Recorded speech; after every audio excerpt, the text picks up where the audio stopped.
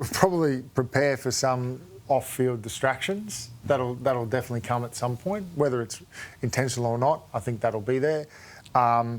Look, I think ultimately there's nothing like it in Test rugby. You can go to a World Cup, even a home World Cup. There's a bunch of other teams that can take storylines and people can focus on.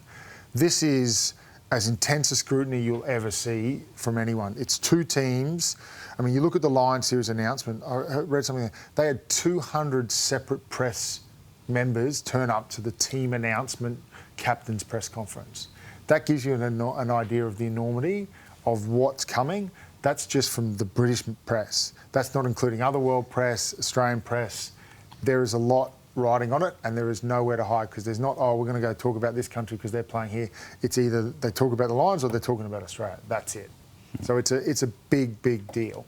Yeah. The big one too is the first test, right? Mm-hmm. Whoever wins the first test, the other side gets all the pressure. Yeah.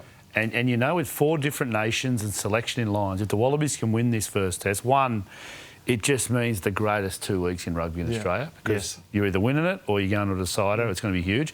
If the Wallabies can win that first test, it's always interesting. If you look at Lions tours, if they lose that first test, 200 reporters, 50 from 4 different nations, no one's ever happy. And I think bringing that out as quickly, like even if you get midweek teams, like not mid or tour games, like if we can target as a group, as Australian rugby, to target games. If say the Force or the Reds or the Warriors knock them off, the questions that get asked at home and the pressure gets turned up early because they're like, oh, they shouldn't have picked this guy. Why have they not picked that guy? You know, and it just, we should be looking at as much as a rugby nation doing that as possible to make the questions being asked of them, not the other way around.